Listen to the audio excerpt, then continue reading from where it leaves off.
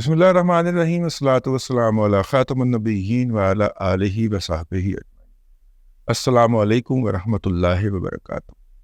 7ویں class کی جماعت کے اندر یہ ایک بات ہمیں سائنس میں پڑھائی گئی کہ جب دو اجسام ایک دوسرے کے قریب آتے ہیں تو وہ ایک دوسرے کو اپنی کشش سے کھینچنے کی کوشش کرتے ہیں، اور جو جسم وزنی ہوتا ہے، بھاری ہوتا ہے، وہ چھوٹے جسم کو اپنی طرف کھینچ لیتا ہے۔ یہ میس، ٹھیک ہے نا، وہ جو MASS والا میس، لیکن میس میڈیا بھی وہی ہے۔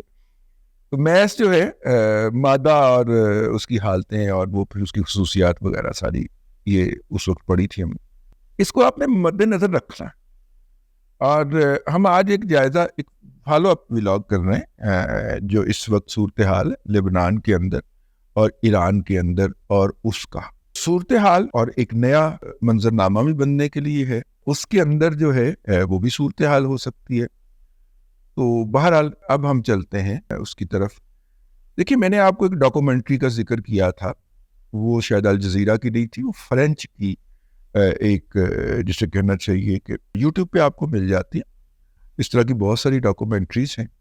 ان ڈاکومنٹریز کے اندر یہ بتایا گیا کہ کس طرح اس خطے کی خفیہ ایجنسیوں نے جو تھا وہ آپس میں انٹریکٹ کیا۔ اچھا، ہمارے دوست ہیں فیصل وڑائچ صاحب، وہ دیکھو سنو جانو کے نام سے ایک ہسٹری کا پروگرام کرتے ہیں۔ انہوں نے بھی اس بات کو اپنے مختلف ڈاکومنٹریز کے اندر ڈاکومنٹ کیا کہ یہ کام ہوا، اور وہ کام کیا ہوا کہ اس خطے کے اندر ایران، امریکہ، رشیا، چائنا، ان تمام ممالک کی جو بڑے بڑے ممالک ہیں، ان کی خفیہ ایجنسی ہیں، کس طرح انہوں نے آپس میں انٹریکٹ کیا، اور اس انٹریکشن کے نتیجے کے اندر انہوں نے داعش اور القاعدہ کا خاتمہ کیا۔ اچھا، نظریاتی طور پہ داعش اور القاعدہ کا خاتمہ کرنا وہ عربوں کے لیے بھی ضروری تھا، اگرچہ وہ ان کے ہم مسلک تھے، لیکن مذہبی طور پہ ایران کے لیے بھی ضروری تھا، کیونکہ وہ انہیں اپنے مسلک کے لیے خطرہ سمجھتا تھا۔ حالانکہ انہوں نے ایران کے اوپر کبھی حملہ نہیں کیا، ٹھیک ہے، الزام اپنی جگہ کے اوپر، لیکن انہوں نے کبھی ڈکلیئر نہیں کیا، لیکن ایران سمجھتا تھا کہ ان کو ایلیمینیٹ ہونا چاہیے، تو ایران اس الائنس کا حصہ بنا۔ عرب کے جو مختلف ممالک کی خفیہ ایجنسیاں تھیں، انہوں نے ان کے خلاف ایک اسٹریٹجی پلان کی، کس طرح ان کے ریکروٹمنٹ گراؤنڈز کو بیرن کیا گیا، بنجر کیا گیا، افغانستان کے اندر گھس کے طالبان کو خرید کے انہوں نے وہاں سے القاعدہ کی جڑ مکا دی۔ اسی طرح انہوں نے داعش کو پہلے شام میں کرش کیا، پھر لیبیا میں کرش کیا، اور ان کو شام کے ایک خطے تک محدود کیا، اور ایک علاقے تک، وہ علاقہ جو ترکی کا ہمسایہ بھی ہے، تاکہ ان کو ہلکی سی ڈھیل دی جائے، اور کبھی وہ مونسٹر جو ہے، کبھی وہ پاگل جانور جو ہے داعش نام کا، کبھی وہ ترکی پہ چڑھ دوڑتا ہے اور خود کچھ حملے کر جاتا ہے، اور کبھی وہ جو ہے وہ شام کے اوپر چڑھ دوڑے۔ کبھی آپ نے سنا ہے داعش نے اسرائیل کے اوپر حملہ کیا ہو، یا القاعدہ نے کبھی اسرائیل کے خلاف ایکٹ کرنے کی بات کی ہو، القاعدہ نے بھارت کے خلاف کبھی ایکٹ کرنے کی بات کی ہو، کبھی آپ نے سنا ہو، ٹھیک ہے نا؟ تو یہ تنظیم، اب ایک کنسپیریسی تھیوری یہ بھی ہے کہ ان کو بنایا ہی اسی پرپز کے لیے گیا تھا، لیکن میں اس کے حوالے سے ایک اور نقطہ نظر کا حامی، یہ بنیادی طور پہ اٹریکشنز پیدا کی گئی تھی ان لوگوں کے لیے جو بہت زیادہ مذہب میں گھس چکے ہوئے تھے، اور مذہب میں وہ دنیا کے اندر جو چیلنجز درپیش تھے اپنے اپنے پروفیشنز کے اندر، ان میں سے کئی ڈاکٹرز تھے، کئی انجینئرز تھے، کئی مینیجرز تھے، مینجمنٹ سائنسز کے لوگ تھے، یہ پہلی یا دوسری یا بعض تیسری نسل کے اندر مختلف اداروں کے اندر اعلیٰ عہدوں پہ پہنچ چکے ہوئے تھے۔ دیکھیے، ایک بندے کی ہوتی ہے مادی ترقی، یہ میرا نقطہ نظر ہے، آپ اس سے اختلاف کر سکتے۔ یہ مادی ترقی جب ہوتی ہے، جب وہ آسائشوں میں جاتا ہے، تو اس کی روح جو ہے وہ اپنی جگہ کے اوپر ترقی کرنا چاہتا ہے، وہ اپنی جگہ کے اوپر تسلی کی، تسکین کی منازل طے کرنا چاہتی ہے۔ کیا بات کہہ گیا، ٹھیک ہے؟ اسے روحانی تسکین کہا جاتا ہے، اسے روحانی سیٹسفیکشن کہا جا سکتا ہے، اسپرچول سیٹسفیکشن۔ اسپرچل سیٹسفیکشن جو ہے وہ ظاہر مذہب سے ملتی ہے، ایک نظریے سے ملتی ہے. اسے ایک نظریہ چاہیے روح کو اپنے وجود کا جواز اس دنیا میں ثابت کرنے اور اس سے مطمئن ہونے. یہ روح کا جو جواز ہے یہ مادی ترقی فراہم نہیں کرتا. لہذا جو شخص مادی طور پہ بڑی ترقی کر جاتا ہے، ایک دن آتا ہے کہ اس کی روح جو ہے وہ اپنی پیاس میں ترسنا شروع کرتی ہے اور پھر وہ اس کی تلاش کے اندر نکلتا ہے.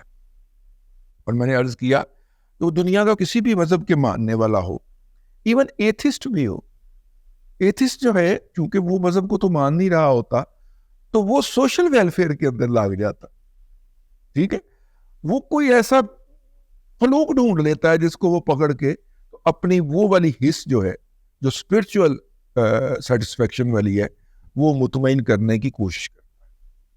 تو لہٰذا ان علاقوں کے اندر میگنٹس کریٹ کیے گئے، شام کے اندر، عراق کے اندر، لیبیا کے اندر، اور یورپ کے لوگوں تک ان میگنٹس کی تبلیغ بلا روک و ٹوک ہونے کی اجازت دی گئی.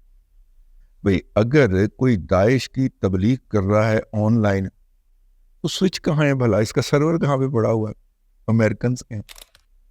اگر میں کشمیر کے متعلق کوئی ویڈیو نہیں لگا سکتا پاکستان میں بیٹھے ہوئے، کیونکہ سب سرور جو ہیں وہ ان ایپس کے بیشتر کے انڈیا میں پڑے ہوئے ہیں، وہ اسی وقت جب میرا اکاؤنٹ بھی اڑا دیتے ہیں، مجھے بلیک لسٹ بھی کر دیتے ہیں. ٹھیک ہے، مجھے وارننگ بھی آ جائے گی، وہ میری ویڈیو بھی ڈیلیٹ کر دی جائے گی یا وہ پوسٹ بھی ڈیلیٹ کر دی جائے گی.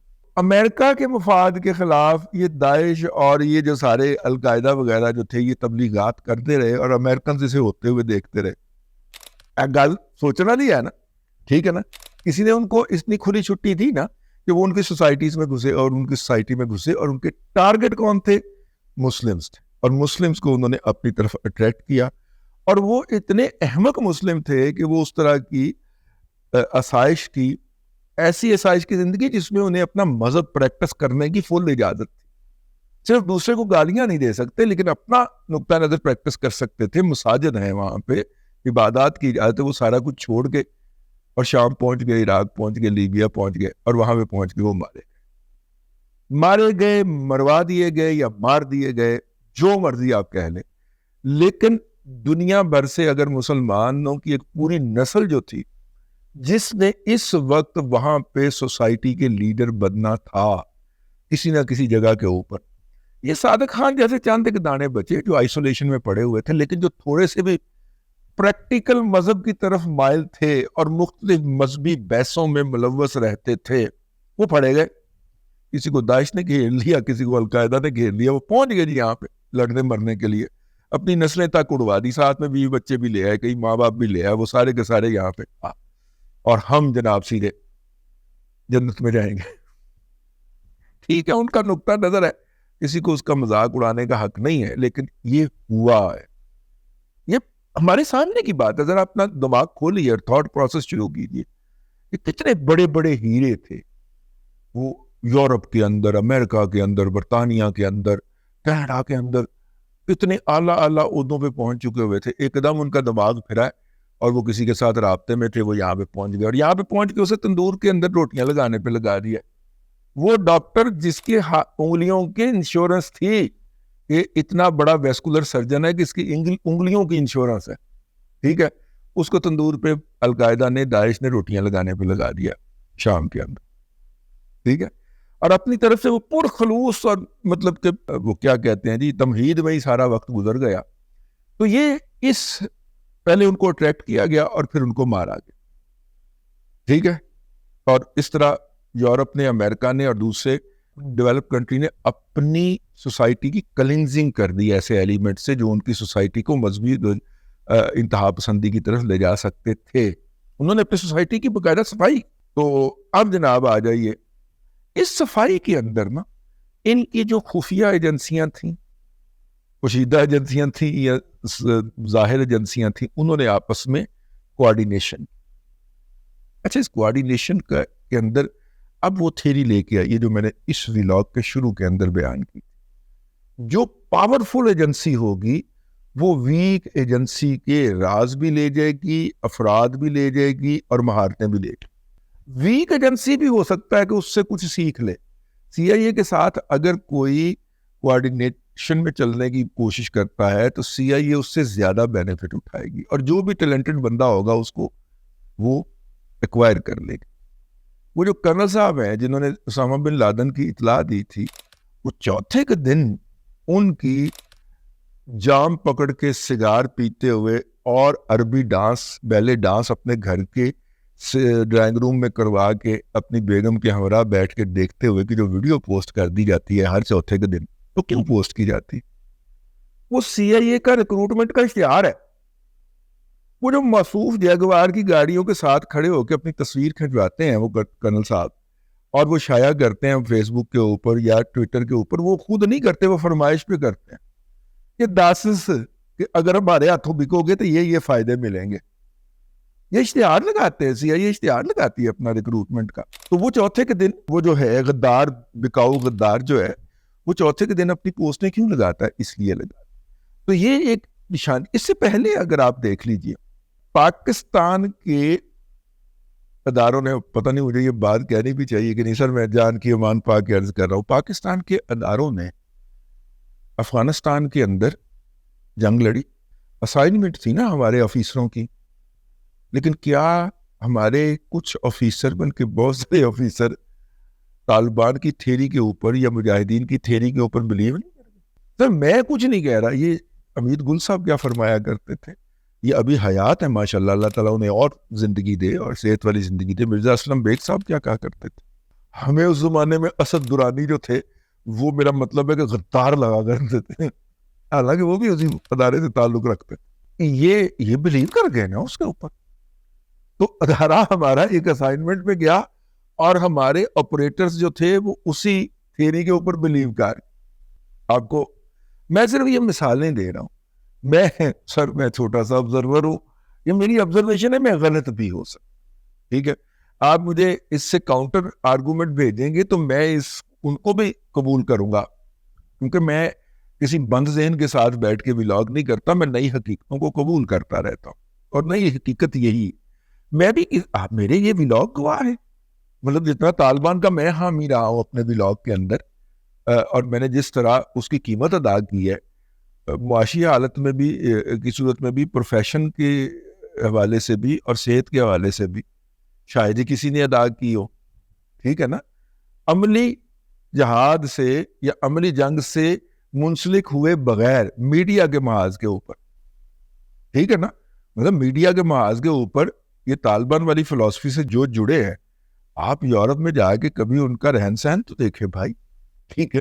ابھی تو لاہور ہی بیٹھے، ڈیڑھ جی ٹانگے لو آ بیٹھے، اینی ہاؤ۔ تو یہ کہنے کا مطلب یہ تھا، یہ ہوتا ہے اداروں کے۔ اب آپ آ جائیے، میرا خیال کچھ دوستوں کا یہاں پہ، میں نے کچھ ایک دو دوستوں سے بحث کی، کچھ نے اپنے خیالات لکھ کے بھی بھیجے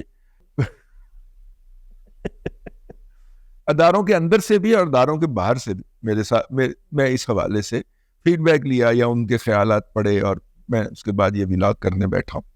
میرا خیال ہے، میں یہ اون کرتا ہوں، القاعدہ اور داعش کے خلاف آپریشن میں جب ایران کے خفیہ ادارے موساد اور سی آئی اے کے ساتھ انٹر ایکشن میں آئے، تو موساد اور سی آئی اے چونکہ بڑے ادارے ہیں، زیادہ ان کے پاس ریسورسز تھے، تو انہوں نے ایران کے اداروں کے اندر اپنے اتنے خوفناک ان روڈ اور روٹس بنا لیے کہ اب ایران کی اور اس کی کسی پروکسی کی کوئی چیز جو ہے وہ نہ اسرائیل سے چھپی ہوئی ہے نہ امریکہ سے چھپی، اور وہ جب چاہیں گے جہاں چاہیں گے اس کے اوپر سٹرائک کر۔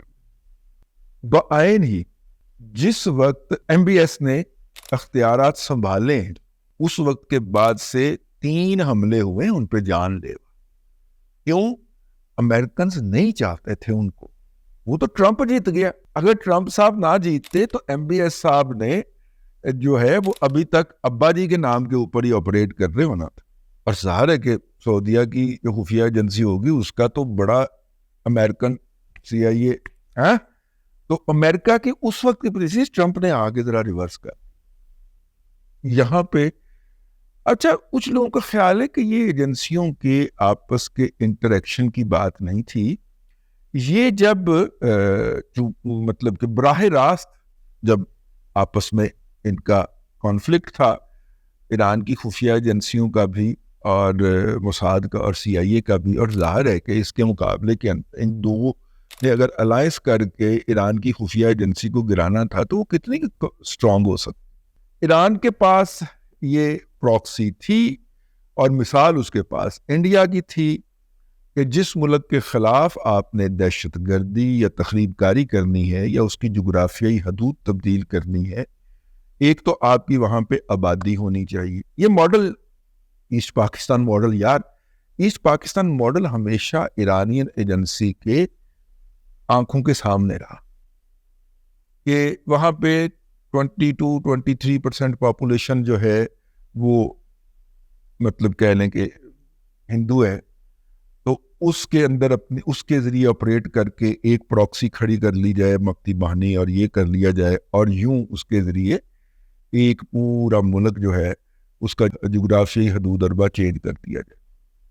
ایران نے ہمیشہ اسی پالیسی پہ عمل کیا کیونکہ ہر ملک کے اندر کچھ نہ کچھ ان کے خیال کے اندر تو پائے جاتے ہیں، لیکن ایران کا یہ نظریہ میری نظر کے اندر اس دن اپنی موت مر گیا جس دن ایران نے پاکستان کے اوپر براہ راست حملہ کیا اور پاکستان کے اہل تشیع ایران کی اس معاملے میں مذمت کرنے کے اوپر، اور میں اہل تشیع جب کہتا ہوں تو وہ پیڈ پارٹیاں نہیں کہتا، وہ ایک آنکھ والا ناصر عباس نہیں کہتا، ٹھیک ہے نا، میں اس کی بات نہیں کر رہا، وہ تو تنخواہ یافتہ ہے ایران سے بھی اور CIA سے بھی، میں ان کی بات نہیں کر رہا.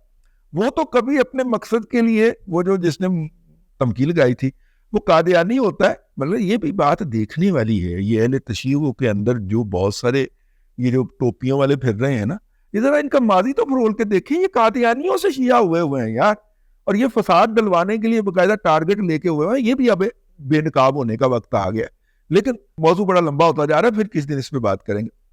یہ جو ہے نا، اب آخری لمحوں میں آپ کی توجہ جا رہا ہوں، ماڈل ان کے سامنے کون سا تھا؟ انڈیا کا، ٹھیک ہے.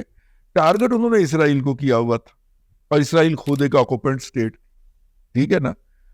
اگر ان کی کوئی لڑائی تھی بھی، اور اب تو تھی نا، اب تو انڈیا نے دائیں سے بائیں سے مار مار کے دمبا بنا دیا ہے، اور ایران جو ہے نا وہ ایسے کر کے بس بھی کار دیں، اب بس بھی کار دیں، نہیں ہم حوثیوں کے ساتھ بھی نہیں ہے، نہیں ہم حزب اللہ کے ساتھ بھی نہیں ہے، ہمیں چھوڑ دیں. مل جائے گی معافی، ایران کو مل جائے گی. لیکن کچھ دوستوں کا خیال ہے کہ ایران کے اندر جو 1979 کے اندر یورپ نے جو ایک رجیم لانچ کی تھی، وہ دوسری انتہا پہ چلے جاتے ہیں. ملا رجیم جو لانچ کی تھی، خامنائی صاحب جس کی نمائندگی کرتے ہیں، اس کے مقاصد پورے ہو گئے. اور اس کے مقاصد کیا تھے کہ خطے کے عربوں کو دھمکا کے رکھنا اور ان کو ان کی اوقات میں رکھنا. اور چونکہ اب عربوں نے اس مسلسل بلیک میلنگ کے نتیجے میں عربوں کی نئی نسل نے میرا مطلب کہ نہیان صاحب فوت ہو گئے، اس دنیا سے چلے گئے، ان کی اگلی نسل آئی وہ بھی چلی گئی، اب اس سے اگلی نسل آ گئی. میں متحدہ عرب امارات کی بات کر رہا ہوں.